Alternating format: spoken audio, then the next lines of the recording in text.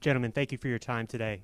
Secretary Austin, announced and likely presidential candidates already have declared that Ukraine should not be an American priority.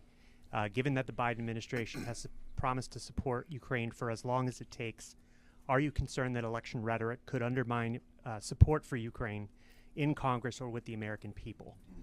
And then Chairman Milley, the MQ-9 came down in the Black Sea, where the United States has not had any military vessels for more than a year.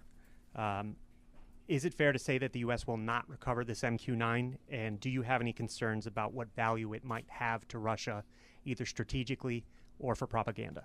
Thank you.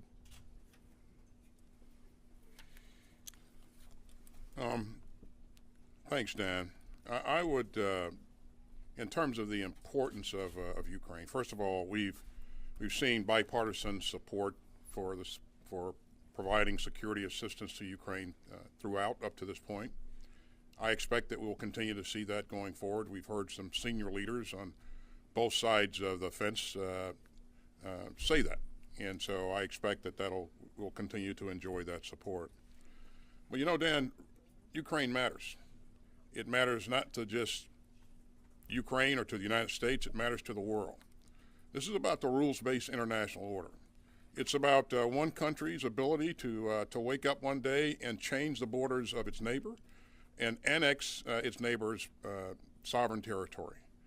And as we've seen, countries around the world don't think that's a good idea. And that's why you've seen 50 countries not only come to the initial meetings of the Ukraine Defense Contact Group, but they continue to come back and they continue to work hard to ensure that Ukraine gets everything that it needs to be successful.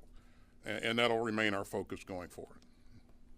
So, Dan, on the recovery piece, we know where it landed in the Black Sea. It's probably about maybe 4,000 or 5,000 feet of water, something like that. So any recovery operation is very difficult at that depth by anyone. That's the first point. Secondly is, true, we don't have any ships there, but we do have a lot of allies and friends in the area.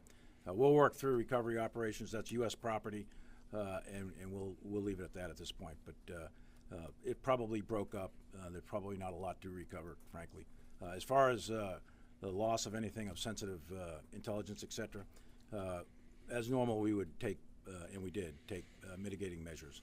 So we are quite confident that whatever was of value is no longer of value. For next question, we'll go